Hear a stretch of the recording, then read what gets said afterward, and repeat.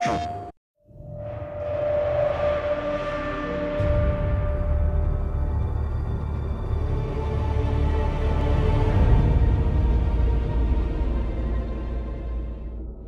question here was, despite being in various locales, you guys felt like you wanted more variety in the maps. What you guys saw in the beta were 3 maps. You had Orbital, which is a big space station. You had a massive open desert scene with huge rock structures on the planet of Dust. And then on the acid sea planet of Scourge, you had one of our smaller maps there. That was 3 maps of 10 that are in Starhawk when it launches. They're all over the place. I mean, how there is one environment you guys haven't even seen yet on the planet of Sever, which plays a very prominent role in the single-player campaign.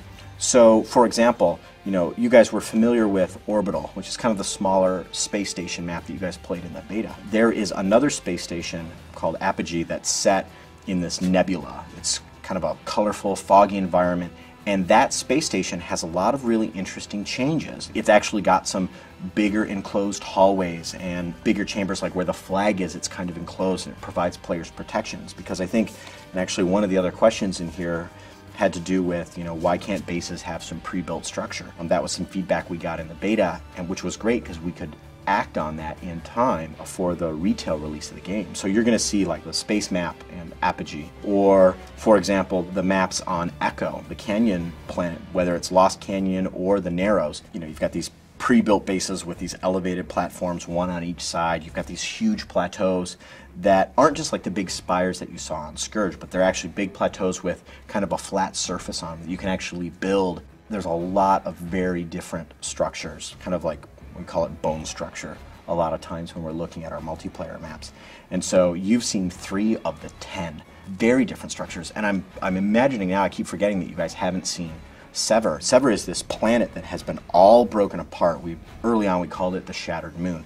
And so you have all of these huge floating chunks of planet that are lifting away from the core, and they're connected by these suspension bridges. And the Outcast warbands that's kind of like their kind of home territory. So there's tons of Outcast totems and bridges and markings, and the gameplay on that environment is just amazing. They're big maps. You can fly underneath these huge chunks of planet, and there's like this rift there with these glowing colors, and you're actually underneath this huge chunk of planet that has been sheared off of the surface, and it feels like nothing else in Starhawk. And as far as different locales, you guys saw 3 of the 10, and they are all very, very different. So I can't wait for you guys to get a hold of the game and play those. So this is another question which I just kind of answered about the mix of pre-built structures, and we agreed. This was actually some feedback we got during the beta. And so we do have Apogee, which is the space map. Some of the maps I just mentioned, they do have pre-built structure to help support the defending team. So that'll add a lot of value to the maps. And again, it is a mix, right?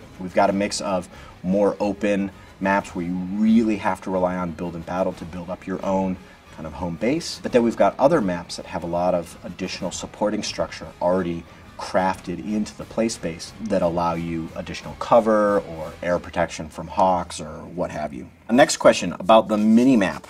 Can you make the mini-map see the whole map? The way we kept it in the game was, and even in the retail product that you guys are going to pick up on May 8th, there's the small map that sees a small region in the lower left-hand corner. When you press select, it opens up. Still pretty large, and you see much more of the map, but you don't get to see the entire expanse, because we wanted to make sure that in the middle of the map, when it's expanded, right in the middle of the screen, whether you're flying or running around, that your player blip was right on your reticle, because you kind of want to be able to move your view around and have all that synced up. It was kind of cognitively weird to have your blip off somewhere else while you had the map up. Now, of course, you might ask, well, why not make the map not expand as much, but maybe just have it grow a little bit in the lower left-hand corner?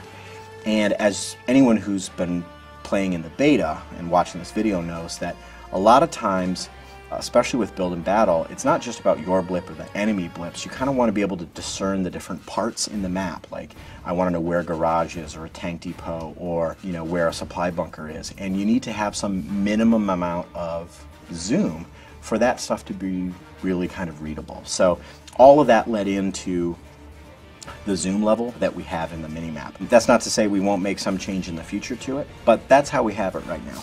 Okay, next question is about the flight ceiling. So the flight ceiling does vary from map to map. There is an upper bounds where it's kind of a gamey thing where your ship will kind of stall out or whatever. It's kind of like when you fly far out of the boundary and the game forces you into a turn and you have to come back in. And in some of the maps, players were saying that they felt like they were capped too much. It was artificially low. And I know the designers did go through and make some modifications here. We actually were pretty inconsistent in some places. And in fact, I remember a bug recently in a map that we didn't have out in the beta where the ceiling was just way too high. You get into some weird rendering anomalies when you end up flying way too high, but you also get into some very awkward gameplay situations because, as you all know, you've probably heard me mention many times, we're really trying to strike the right balance between ground players and pilots. And I know that's sometimes a hard thing to hear for all of the hardcore Warhawk pilots that were so great and just owned so many people in Warhawk. But the fact is that when you have the ceiling crazy high, you allow players to do this pure vertical dive bomb for such a long, maintained amount of time that it becomes incredibly frustrating for ground troops. And so there are all kinds of factors in play that affect air balance to ground balance, and ceiling is one of them. So we want to find the right balance. We've elevated them a bit, and we can open them up a bit more, but you got to be careful. If you have the ceiling way too high, you can just get all of this kind of column of death dive bombing. While it always sounds great to be the pilot who's pulling that off, all the combat balance has to be considered from both sides of the coin. PlayStation